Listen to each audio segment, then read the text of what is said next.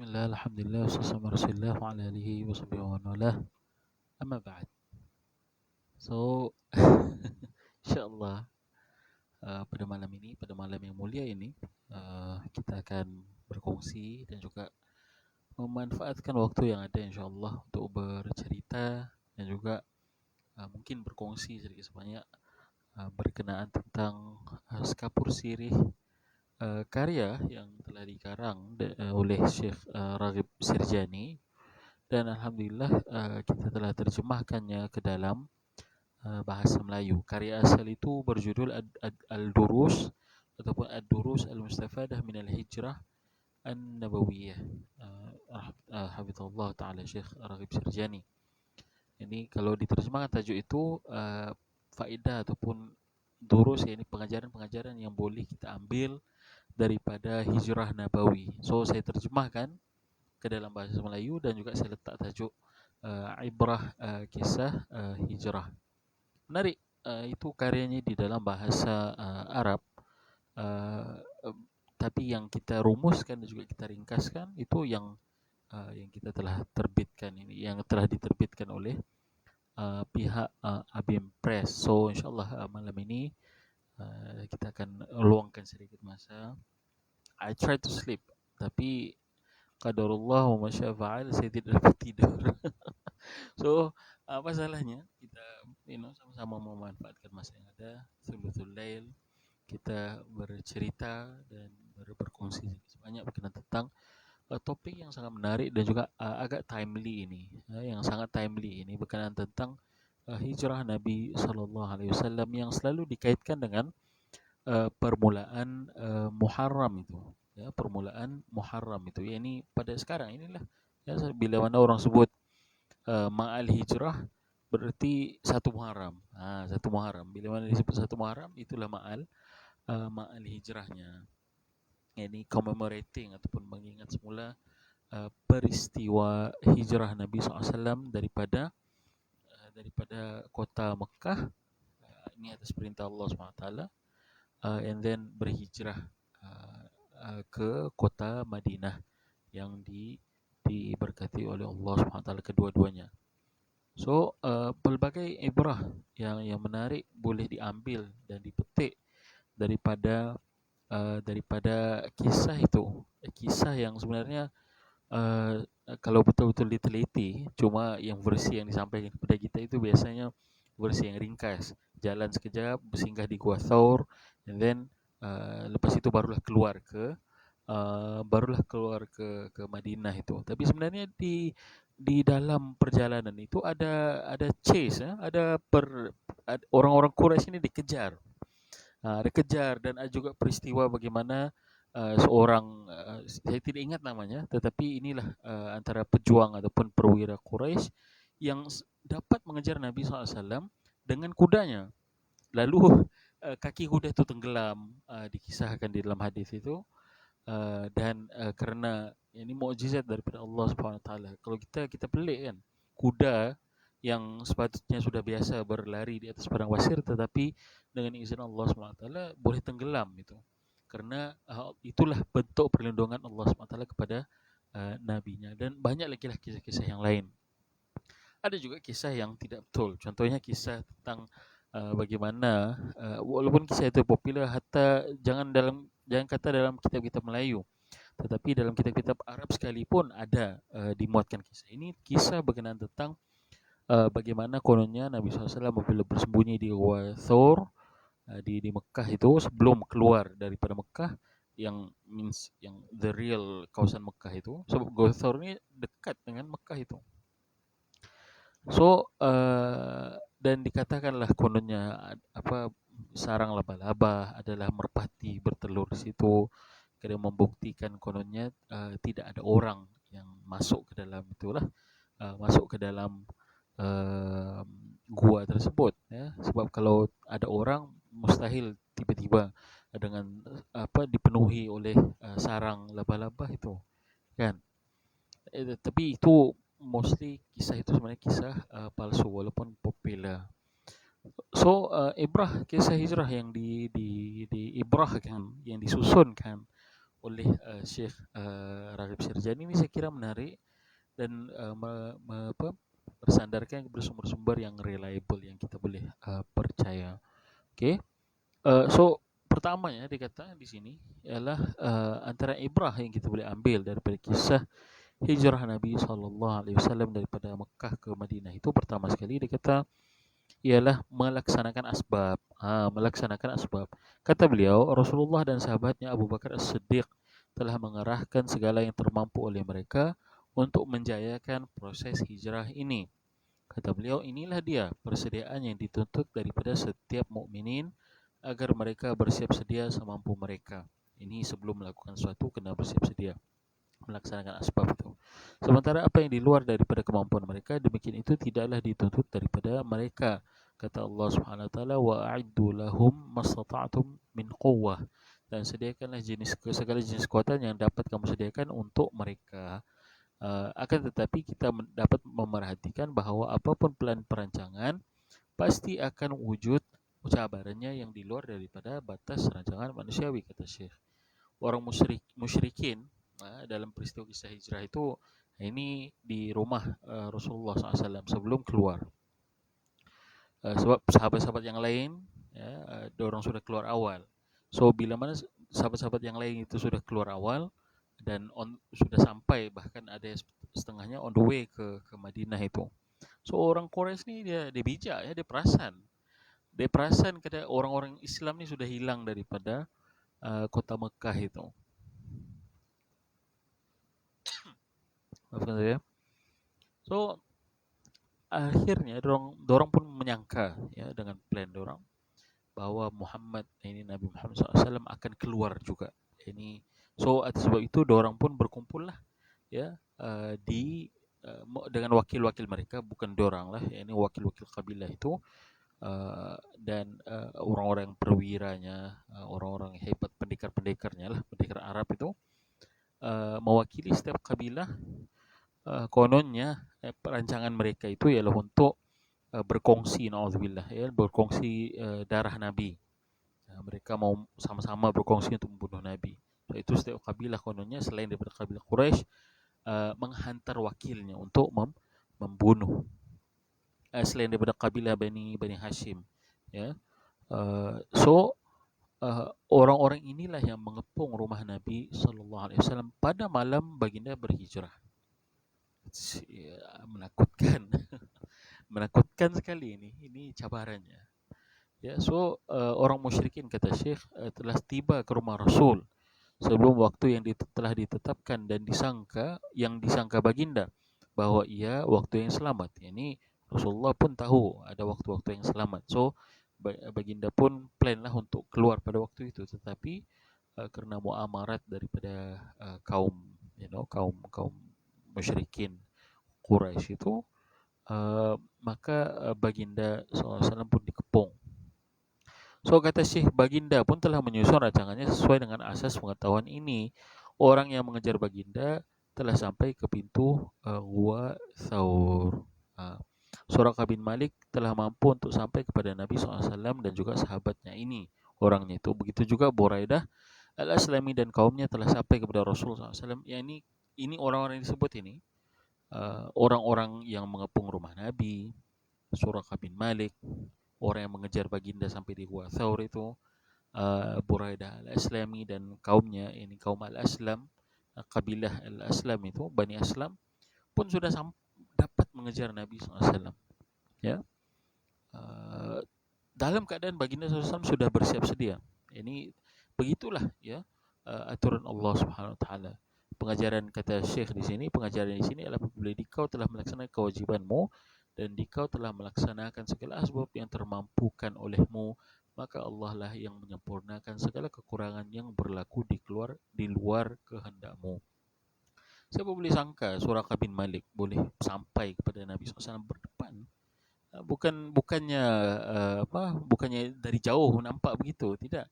Ini depan Nabi SAW. Tetapi qadarullah, Allah menakdirkan ini kaki kuda itu tenggelam. Okey, so kata Syekh, atas sebab itulah Allah menutup mata orang musyrikin di depan rumah Rasulullah SAW. Ajaib kisah ini.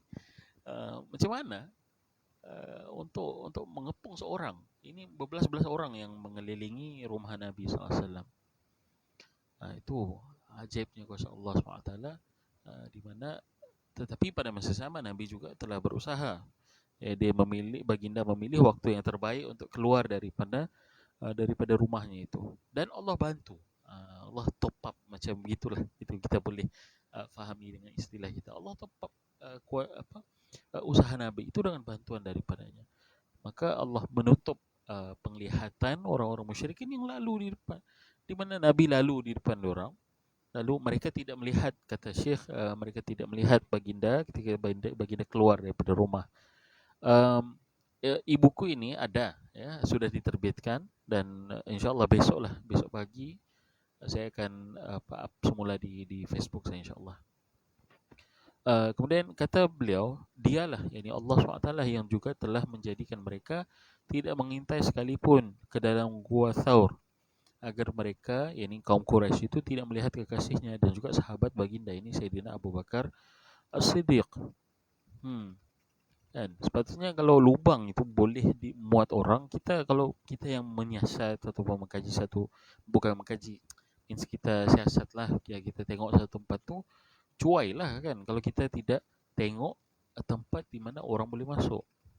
Tetapi itulah kehendak Allah SWT. Allah kaburkan pikiran orang yang cuba menjejak baginda itu, dan memberi perlindungan yang terbaik bagi Rasulullah SAW. Gua Thaur ini bukan luas, so agak sempit bagi dua orang. Saya seorang pun agak sempit lah, apatah lagi kalau dua orang, ya. Subhanallah. Itulah perjuangannya, ya, Rasulullah SAW untuk mengekalkan Islam ini. So kata Syekh, dialah, yakni Allah SWT lah yang telah membenamkan kaki kuda Suraqah di dalam pasir. Ini macam saya katakan tadi, dan yang telah mencapakkan kegerunan di dalam hatinya, ini dalam hati Suraqah, kepada baginda sallallahu alaihi wasallam. Ini selepas kaki terbenam tu, dia terus balik kepada kaumnya yang asal, kaum Quraisy, dan terus cover, tidak mau cerita lagi. Ya? Tidak mau cerita. Sebab kalau dia cerita, malu pada dia. Engkau sudah dapat Muhammad depan engkau, tapi kau tidak dapat bunuh, means malu untuk dia. Di satu sisi yang lain, betul lah, dia sendiri takut. Sebab ialah kuda, dan dia itu seorang pewira, bukannya orang yang baru sehari dua naik kuda. Dan Allah SWT benamkan, dan di dalam riwayat itu katanya sampai kaki kuda itu habis, sampai ke perutnya, tenggelam itu. Means di benda itu betul-betul mukjizat bagi Nabi SAW. Sampai takut si Suraqah ini.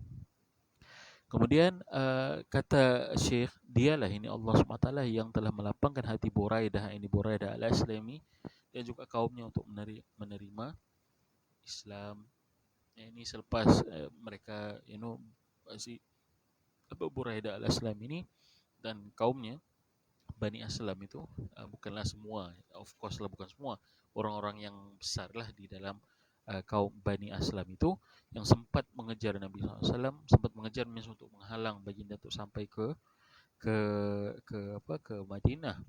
Sebab antara isunya ialah orang musyrikin Quraisy ini, dia letak harga kepada kepala Nabi SAW. Allahu Akbar.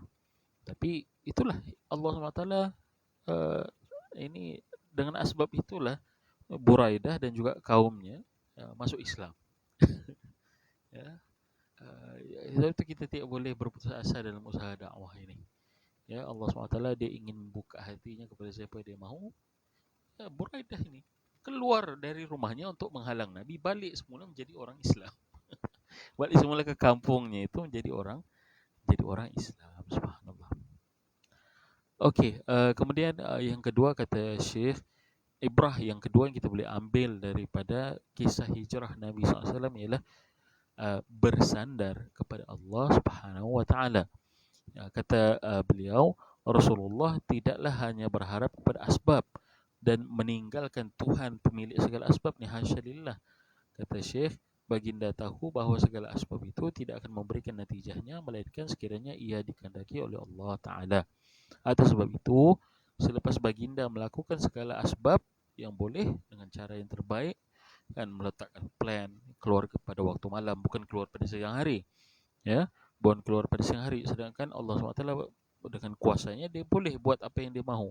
Tetapi ini bahagian daripada Nabi SAW ingin mengajarkan kita sebenarnya, umat baginda, untuk mengambil asbab, untuk melakukan asbab itu. Al-akhdhu bil asbab. So, kata Syekh, baginda melakukan asbab yang sempurna, baginda mengiringinya. Ini mengiringi asbab itu dengan keyakinan yang agung, yang besar, bahwa apa yang dikehendaki oleh Allah Ta'ala itulah yang akan berlaku. Seperti mana hadis di dalam Gua Thawr itu, ya, bila mana Sayyidina Abu Bakar rasa takut, ini orang Quraisy ini sudah berada di atas kepala kita. Sebab gua itu, orang-orang yang memanjat gua itu, dia akan berdiri di atasnya. Ini orang-orang Quraisy itu berdiri di atas gua itu. So, dikatakan dalam hadis itu, kalaulah Sayyidina Abu Bakar kata, kalaulah salah seorang daripada dua orang ni tunduk means tunduk ke kakinya, akan nampak kepala, akan bertetang mata dengan Sayyidina Abu Bakar dan juga Rasulullah SAW. Berarti sangat dekat lah. Macam kita masuk dalam gua, kan? Gua tu batu di atas kepala kita dan ada orang berdiri di atas. Apa akan berlaku kalau orang tu tunduk? Itu, tetapi Rasulullah SAW memberikan keyakinan itu kepada Sayyidina Abu Bakar. Ya, ini wahai Abu Bakar, ma dhannuka bithnaini Allahu thalithuhuma. Kata Rasulullah SAW, sabda yang sangat agung, sangat hebat, keyakinan yang sangat hebat lah kita kira. Ma dhannuka, wahai Abu Bakar, bagaimana kesangkaanmu kepada dua orang, ini baginda dan juga Abu Bakar itu, yang Allah lah thalithuhuma, Allah lah itu pihak yang ketiganya. Hadis ini sahih diriwayatkan Bukhari. So, itulah keyakinan, ya, keyakinan kepada Allah SWT. Demikianlah keyakinan yang kukuh itu, kata Syekh Sirjani. Itu zahir ketika mana baginda tidak banyak menoleh ketika berada di jalan. Ini tidak banyak pusing kanan pusing kiri, tengok ke belakang ada orang mengejar atau tidak. Karena apa? Karena baginda sudah melaksanakan tanggung jawabnya, pilih waktu yang sesuai untuk keluar, pilih cara yang sesuai untuk keluar, dan pilih jalan, route yang sesuai untuk keluar, ya. Dan apa yang diyakini, yang dikehendaki oleh Allah SWT itu pasti akan berlaku. Tanpa keyakinan ini, kata Syekh Raghib Sirjani, tidak mungkinlah sebuah negara Islam akan tertegak. Itu menarik. Apabila baginda pergi ke Madinah, ini dengan izin Allah SWT terus tertegak, ya, sebuah negara Islam yang pertama di dunia ini. Subhanallah. Kemudian yang ketiga, ibrah itu panjang, ya. Ada sebab buku ini pun sendiri 19 muka surat, tapi tidak apa, kita ambillah sekapur sirihnya, ya. Kita bacakanlah juga 10 itu, tapi akan memetik beberapa bahagian insyaAllah. So, kata beliau, yang ketiga, berharap dan yakin akan kemenangan. Itu positive thinking, mindset yang baik. Itu kita kena ambil daripada kisah hijrah ini, ya. Ibrah daripada kisah hijrah ini antaranya ialah berharap dan juga yakin bahawa kita akan menang dan juga kita akan berjaya. Ini sikap yang kita kena sentiasa adalah sebagai seorang Muslim. Kita dalam usaha kita yang baik, bukan pula usaha-usaha yang jahat, itu usaha yang baik itu insyaAllah Allah akan bantu dan akan menang, dan kita kena yakin itu dengan bantuan Allah SWT. Karena kata Syekh, Rasulullah tidak pernah sedetik pun daripada hidup baginda kehilangan roh pengharapan ini, hinggakan dalam pengembaraan yang berbahaya ini. Macam kita sebutlah tadi, ya, bahawa ada kisah Suraqah bin Malik.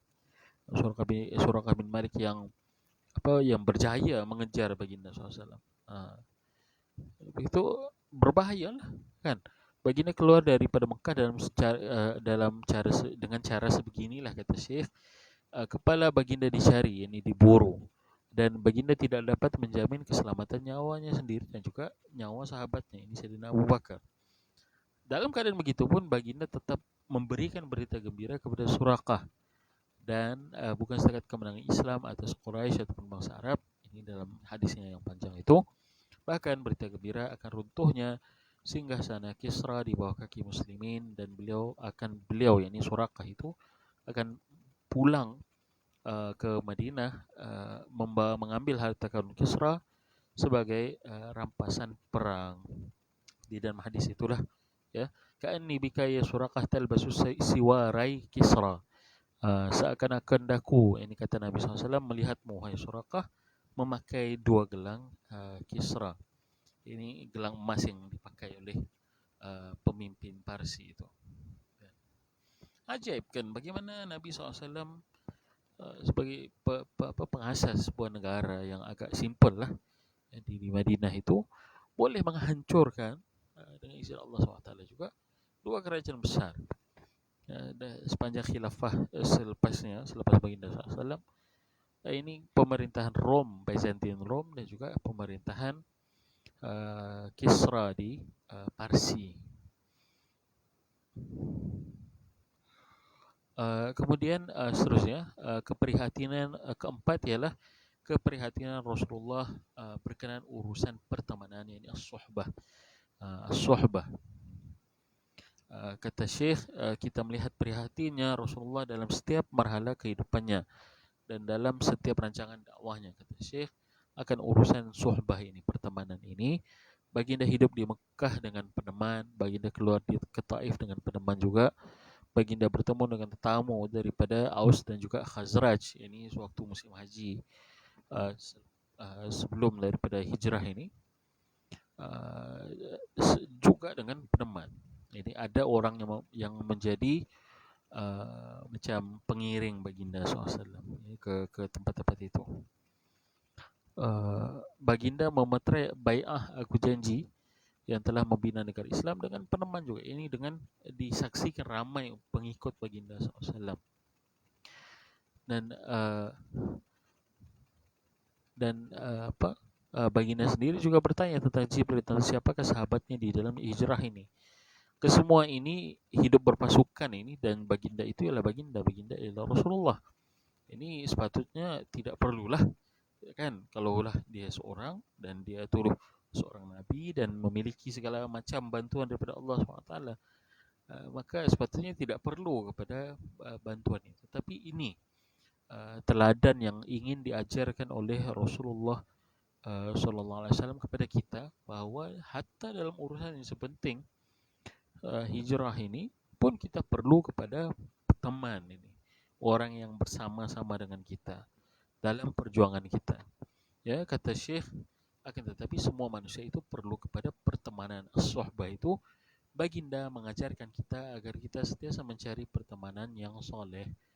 Rasulullah telah menggariskan sebuah kaidah Islamiyah yang teguh, asy-syaitanu ma'al wahid wa huwa minal itsnaini ab'ad. Ini menarik kaidah ini.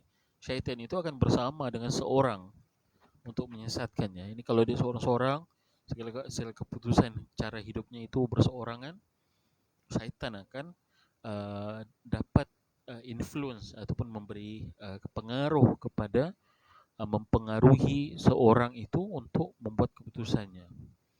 Wa huwa minal itsnaini ab'ad. Ini syaitan itu lebih jauh daripada dua orang. Sebab dua orang ini bersyuarat, berbincang. Kalau seorang buat salah, yang lain tegur dan seumpamanya. So inilah kata Syekh, bagaimana hatta dalam ibrah yang kita boleh ambil daripada peristiwa hijrah ini, bagaimana Rasulullah sangat mementingkan urusan as-suhbah, yakni pengikut, pengiring, tim yang seumpama itu. Ya, baginda mengingatkan kita pentingnya wujud kerja berpasukan ataupun teamwork dalam urusan dakwah ini, bahkan urusan kehidupan secara umumnya. Tidak boleh seorang tuh hidup bersendirian, dan kalau hidup bersendirian, dia lebih kalau even orang yang berakal sekalipun akan melakukan benda-benda yang tidak patut, sebab syaitan itu memberi bisikan dan juga hasutan dan seumpamanya. Tapi kalau dia dengan dua orang, dia akan rasa malu misalnya untuk melakukan maksiat. dia akan rasa berani untuk melakukan amal baik, amar ma'ruf, nahi mungkar, menegur dan seumpamanya. So itu pentingnya ada suhbah yang baik ini. Okey. Kemudian yang kelima, Masya Allah panjang. Tidak apa, sambil kan. So yang kelima kata kata Syekh Sirjani ialah Rasulullah itu ibrah yang kita boleh ambil daripada kisah hijrah baginda ialah Rasulullah sebagai pemimpin teladan. Pemimpin teladan yang memiliki empati, yang merasakan kepayahan rakyatnya, yang tidak hanya berada di atas kerusi singgasana begitu. Tidak, Rasulullah SAW dalam rihlah hijrahnya ini, kata Syekh, menjelaskan kepada kita bagaimana pemimpin agung ini Rasulullah SAW telah merasakan kepayahan rakyat. Baginda berhijrah seperti mana mereka berhijrah. Ini sebab sebelum baginda keluar, baginda benarkan dahulu ini orang-orang yang orang tua, perempuan dan sahabat-sahabat yang lain secara umumnya untuk berhijrah terlebih dahulu. Keluarlah kamu dahulu ke Madinah, saya akan ikutlah sekali, begitu.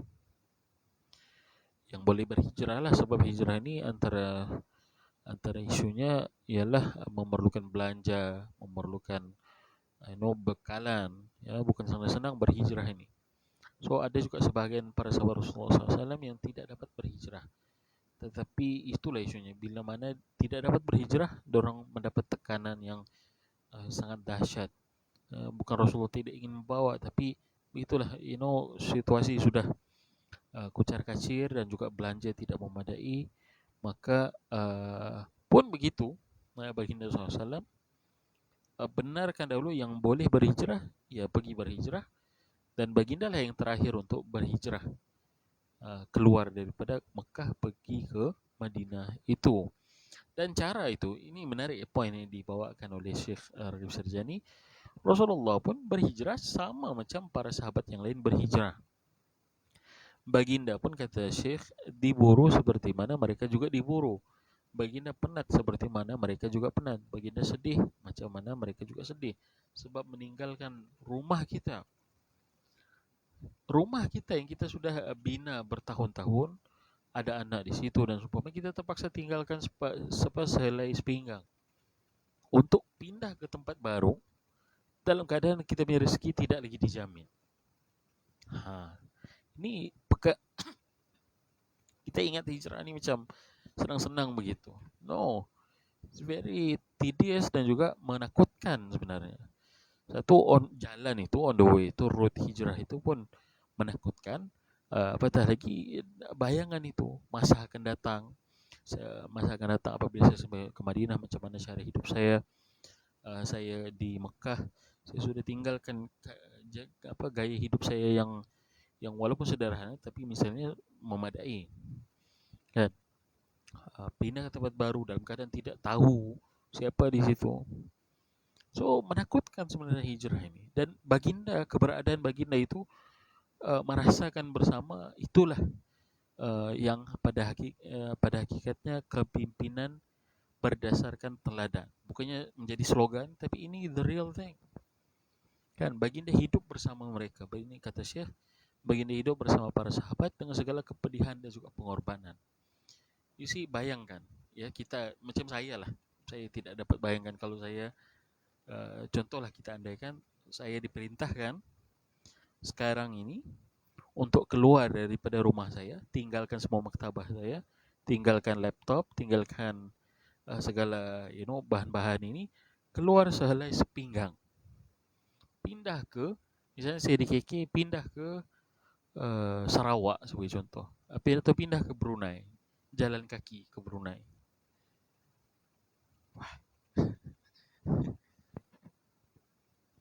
macam susah lah, kan? Kita takut lah. Saya di tengah jalan, siapa akan jamin saya keselamatan saya kalau saya di tengah jalan itu? Siapa akan jamin makan saya?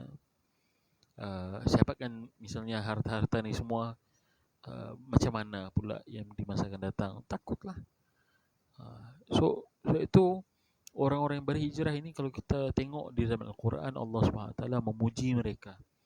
Memuji mereka dalam ayat yang banyak. Di antaranya adalah as-sabiqun al-awwalun minal muhajirin wal ansar. Kata Allah Subhanahu wa taala, as-sabiqun al-awwalun. Allah dahulukan al-muhajirin wal ansar. Al-muhajirin dahulu. Sebab apa? Pengorbanan yang mereka telah korbankan itu. Dan Rasulullah SAW termasuk daripada muhajirin itu. So, atas sebab itulah menarik poin ini, bahawa seorang pemimpin itu sepatutnya yang terbaiknya ialah memimpin dengan teladan, merasakan cara hidup rakyat. Kalau rakyatnya susah, dia susah ini bersama-sama dengan rakyatnya. Dia berkorban bersama-sama dengan rakyatnya. Bukannya bercerita tentang pengorbanan, tetapi duduk di atas istana, di dalam istana, duduk di dalam kayangannya dan mengharap orang lain untuk berkorban untuk dirinya. Itu bukan pengorbanan itu. Itu namanya memeras ugut. Nah, itulah yang itu bukan teladan itu. Ya, itu bukan teladan, itu adalah uh, uh, ini yang tidak baik itu. So tengok ini Rasulullah SAW berhijrah, macam mana sahabat-sahabat yang lain juga berhijrah. Begitu kata Syekh, menarik ya poin ni. Kata Syekh, sedangkan boleh saja Allah memindahkan Rasulnya yang mulia dari Mekah ke Madinah dengan Al-Buraq. Betul tidak? Yang telah memindahkannya sekelip mata dari Mekah ke Baitul Maqdis. Kata Syekh, akan tetapi di manakah teladannya sekiranya begitu? Oleh itu, muslimin hendaklah mengambil cara yang praktikal dalam membina umat. Jalan yang mampu ditempuh oleh umum muslimin. Ini orang-orang awam muslimin pun boleh ikut. Dan semestinya jalan ini jugalah yang harus ditempuh oleh Rasulullah SAW meskipun dalam kepayahan dan keperihan itu.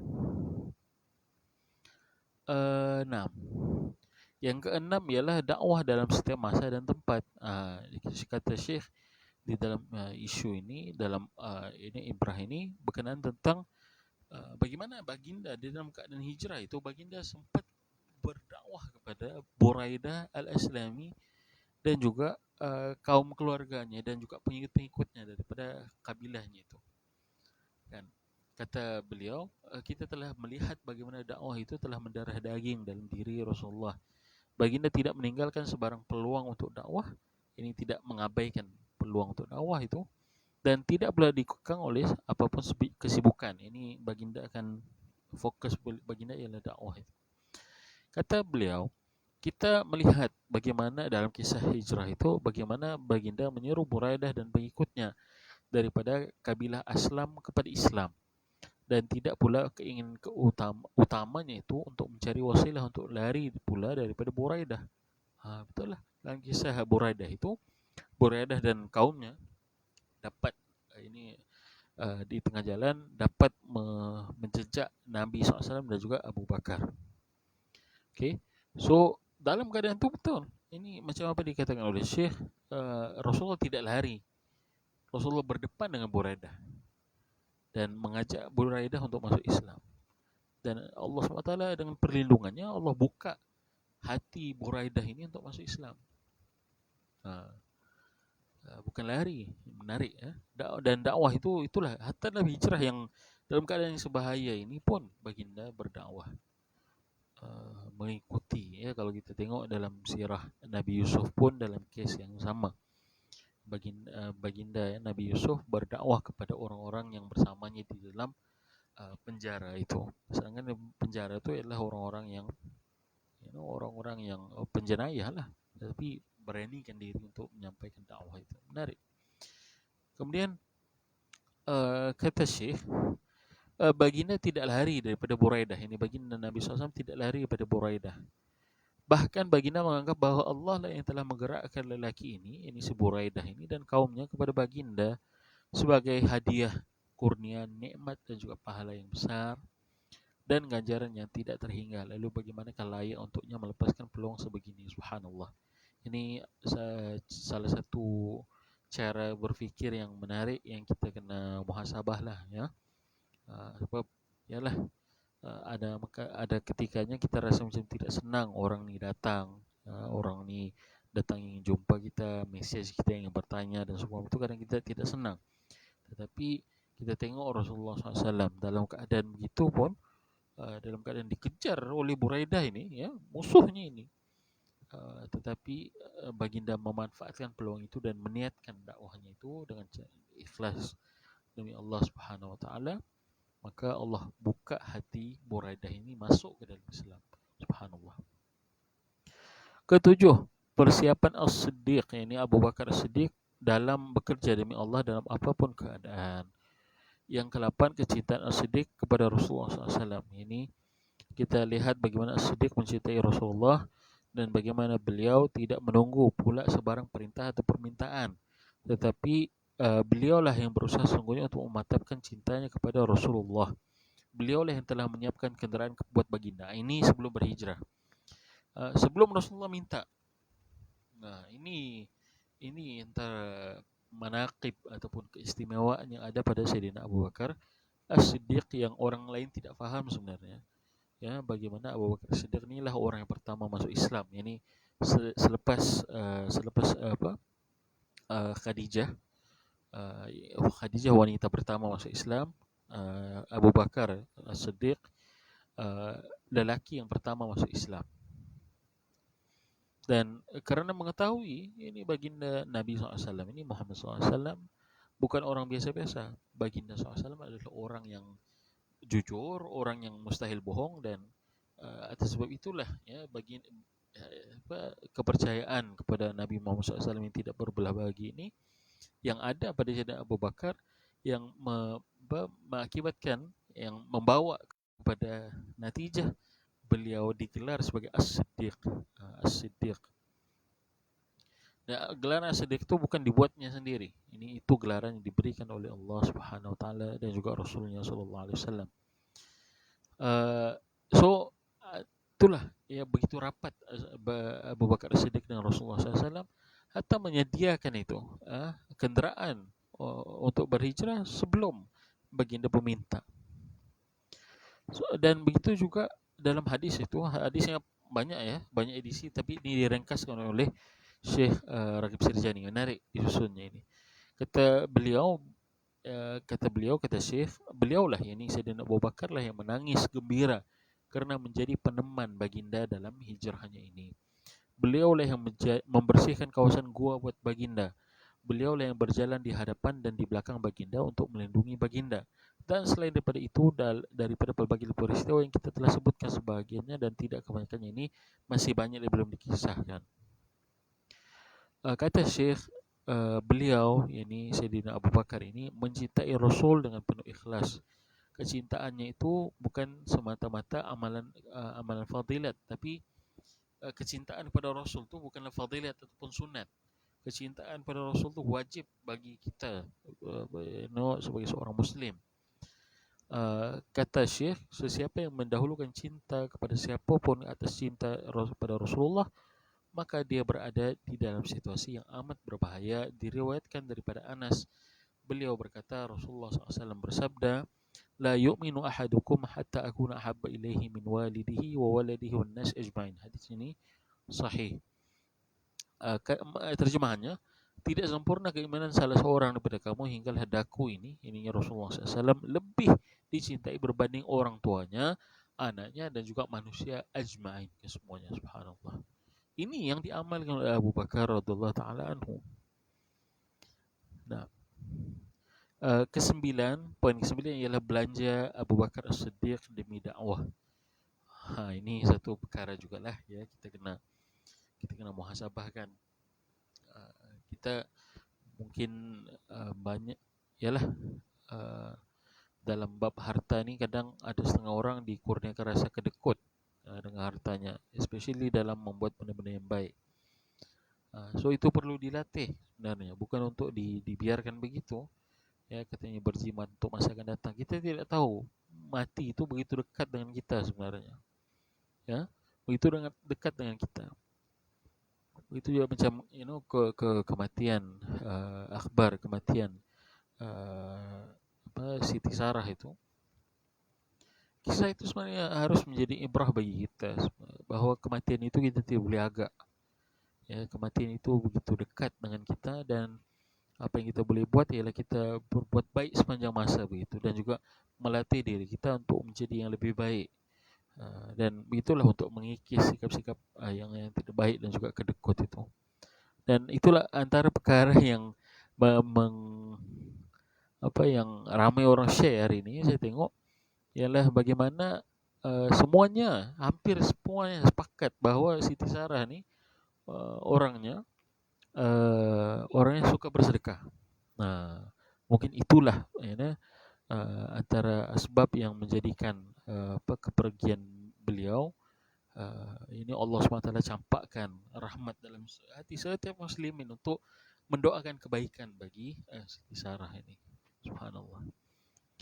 So itulah kalau kita mau cakap lah tentang fadilat bersedekah ini dalam usaha dakwah kan, apatah lagi dalam usaha dakwah ya. So ini Abu Bakar As-Siddiq radhiyallahu taala anhu.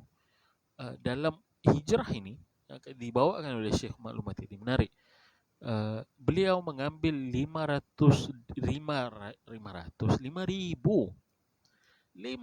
dirham. Dirham ini ialah wang perak, bukan dirham yang sekarang ini. Wang perak itu 5.000. Kesemua harta Sayyidina Abu Bakar Siddiq dibelanjakan untuk dakwah baginda SAW. Ya, ini untuk apa? Untuk belanja Nabi SAW lah, untuk menampung kos hidupnya.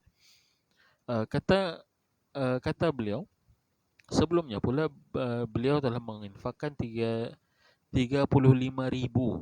Ini 35.000 dirham di jalan Allah SWT. Dan begitulah ini di Mekah ya, sebelum berhijrah, and then sambung pula di Madinah. Baginda tetap terus berinfak ketika beliau berada di Madinah, dan beliaulah yang berinfak juga ketika menjadi khalifah, dan beliau tetap menginfakkan hartanya hatta ketika beliau berada di pembaringan mau menanti kematian. Kata Syekh, ini Sayyidina Abu Bakar Siddiq ini telah membeli syurga, dan layaklah orang yang sebegini sifatnya untuk Allah meredainya. Ini ayat ini menarik ya, dinukil ya. Wa sayujannabuhal atqa alladhi yu'ti malahu yatazakka wa ma li ahadin indahu min ni'matin tujza libtigha wajhi rabbil a'la wa lasawfa yarda. Dikatakan ayat ini turun kepada Sayyidina, ini menceritakan perihal Sayyidina Abu Bakar As-Siddiq radhiyallahu ta'ala anhu. Apa terjemahannya? Wa sayujannabuhal atqa, ini neraka itu akan dijauhkan daripada orang-orang yang atqa, yang paling bertakwa. Apakah ciri orang yang paling bertakwa? Ini ialah yang infak itu. Alladhi yu'ti malahu yatazakka, yang mendermakan hartanya dengan tujuan untuk membersihkan dirinya dan juga harta bendanya. Kata Allah SWT lagi, wa ma li ahadin, sedangkan ia tidak menanggung budi siapapun yang patut dibalas. Hanyalah mengharapkan keredaan Tuhan yang maha tinggi. Wala saufa yarda, dan sesungguhnya dia, yang Sayyidina Abu Bakar, kalau ikut konteks asbab nuzul itu, akan tetap berpuas hati di akhirat. Wala saufa yarda, dia akan reda, dia akan berpuas hati akan ganjarannya dapat di akhirat kelak. Dan juga bukan hanya terhad kepada Abu Bakar, ini kepada semua orang yang rajin infak di sabilillah, di jalan Allah Subhanahu wa taala. Okey. Dan yang ke-10, ini pun poin yang sangat penting juga, ibrah daripada kisah hijrah ini ialah apa dia? Usaha pendakwah itu bersama dengan keluarganya yang terlebih dahulu. Kata beliau, kita telah menyaksikan di dalam kisah hijrah ini akan satu perkara yang mesti kita renungi. Adakah kalian melihat, kata Syekh, bagaimana As-Siddiq menggunakan semua anggota keluarganya di jalan Allah? Adakah kalian melihat bagaimana beliau menggunakan anaknya, Abdullah, ini Abdullah bin Abu Bakar, untuk membawakan berita ini menjadi perisik? Ketika itu beliau dan juga Rasulullah bersembunyi di Gua Thawr. So yang membawakan kabar itu dan bersembunyi itu bukan sekejap ya, lama, ada beberapa harinya. So Abdullah inilah yang pergi memberikan kabar, okey, waktu ini kamu sudah boleh keluar. Ini sudah cerita, ini orang Quraisy sudah kurang menjejak kamu, dan begitu. Begitu juga kata Syekh, serta bagaimana beliau menggunakan asma anak perempuannya untuk membawakan makanan dan minuman. Nah, ini pun satu ibrah yang menarik ya, bagaimana asma ini terlibat di dalam uh, proses hijrah itu. Wanita dilibatkan. Ini sumbangan asma membawa menyediakan makanan dan juga minuman ke gua Thaur itu. Tempat ini tempat bersembunyi sekejap lah ya. Sampai ada gelarannya itu zat nitaqain kayak begitu. Perempuan yang memiliki dua tali ikat pinggang. Kenapa? Sebab Asma membelah, ya, dikatakan membelah tali ikat pinggangnya kepada dua bahagian untuk mengangkat makanan dan juga satunya untuk mengangkat makanan bawa ke atas ke gua Thaur itu. Dan juga kata Syekh serta bagaimana beliau menggunakan Amir bin Fuhairah, hambanya, ini hamba Sayyidina Abu Bakar As-Siddiq, untuk menghilangkan jejak tapak kaki. As-Siddiq telah membawa cintanya kepada dakwah ini ke dalam keluarganya. Ini poinnya. Abu Bakar As-Siddiq dilibatkan keluarganya, dilibatkan even hambanya Amir bin Fuhairah itu. Sementara kata Syekh, sebagian pendakwah yang ini udah keadaan ini menjadikan sekali, menderita keperihan uzlah daripada keluarga mereka, di mana kalian mendapati mereka memiliki aktiviti yang hebat sekali di luar rumah, sedangkan mereka tidak menyertakan orang-orang yang terdekat dengan mereka bekerja demi Allah. Itu poin menarik lah nih ya, agak sentap juga ya. Kita tengok ramai ustaz-ustaz ya, Allah Akbar, ramai ustaz-ustaz dia sendiri, sebagai contoh, dia sendiri Masya Allah ceramah itu, tapi anak-anaknya alhamdulillah terbiar begitu. Ini menyedihkan dan sepatutnya dilibatkanlah sekali kan. Dilibatkanlah sekali supaya dunia dakwah itu menjadi lebih rancak begitu, lebih rancak. Dan juga of course setiap seorang tuh dia akan berbeza ya, cara dakwah si bapak berbeza dengan uslub dakwah si anak. Sebagai contoh, kalau kita boleh tengok ya, Sa'id Hawa dan juga anaknya Mu'adz Hawa, uslub mereka berbeza ya, ada perbezaan yang ketara antara dua uslub mereka. Satu yang lebih ke arah sufi, satu yang lebih ke arah haraki sebagai contoh. Ini menarik. Kenapa tidak dilibatkan, tapi itulah, semua ini kembali, selain daripada usaha, kita berserah kepada Allah SWT. Kita tidak tahu isi rumah orang. Boleh jadi ustaz tu sudah berkali-kali kita ikutlah siapa yang ceramah, dia bawa anaknya, tapi anaknya itu mungkin tidak minat ya. Dan Allah SWT gerakkan hatinya untuk minat benda-benda lain pula. Kita tidak tahu isi rumah orang, tapi itulah ibrahnya, kalau boleh dibawakan sekali anak-anak itu ke dalam usaha dakwah. Tidak semestinya dakwah ini dengan bercakap begini, no. Kadang-kadang menyediakan PA system itu pun bahagian daripada cara berdakwah itu.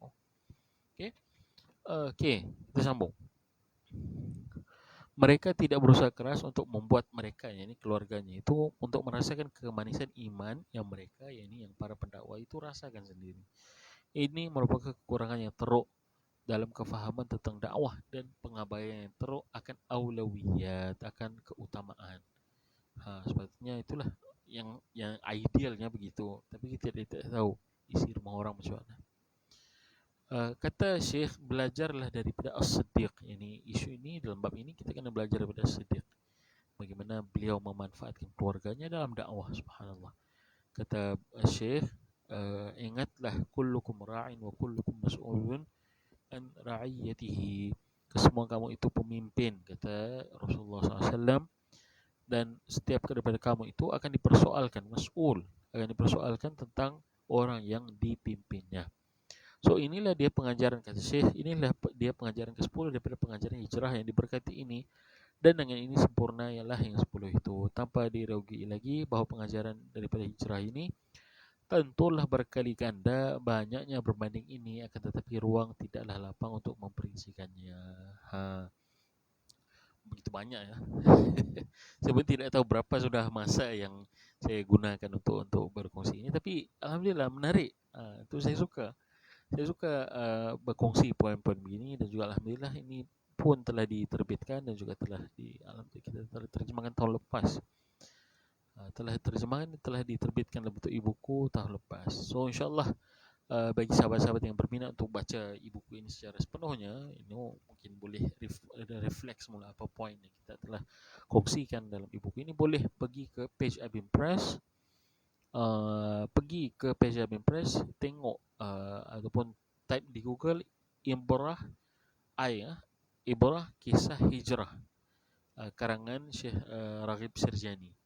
Okay, dan keluarlah mungkin linknya apanya, daripada Abim ataupun Abim Press, boleh download di situ. Ini semuanya ni daripada Google Drive ya. Dan insyaallah besok saya akan upload semula ini sebagai part daripada kita refresh semula maklumat ini.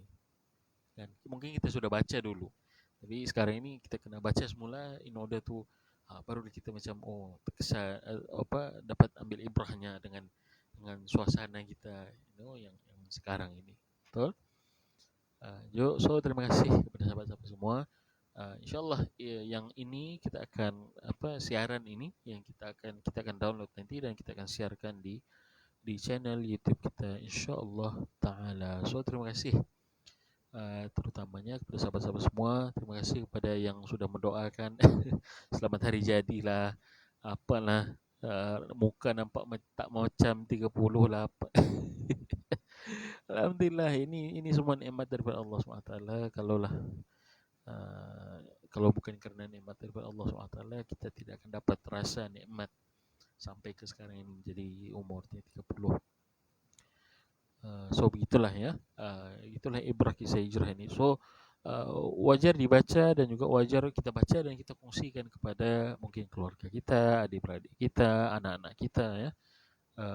Akan ibrah dari kisah hijrah ini supaya kita dapat kefahaman yang sebenar. Kalau fikir balik, betul lah juga sepatutnya kalau lah Nabi SAW itu betul-betul orang yang power kan, Nabi sepatutnya boleh naik burak daripada Mekah terus ke Madinah. Tetapi apa ibrahnya, apa teladannya kalau begitu?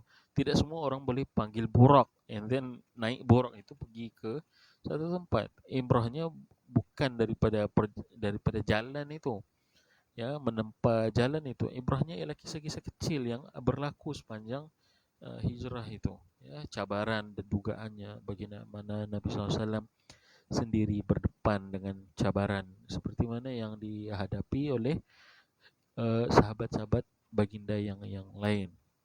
Itulah ya kepimpinan melalui teladan yang telah disahirkan oleh cinta hati kita Muhammad sallallahu alaihi wasallam. So, okay, terima kasih. InsyaAllah kita akan jumpa lagi di kesempatan yang akan datang. Wallahu alam. Salam tahun hijrah, salam tahun hijrah baru 1443 Hijriah insyaAllah. Okay, wallahu alam. Assalamualaikum warahmatullahi taala wabarakatuh. Subhanakallahumma wa bihamdika, asyhadu an la ilaha illa anta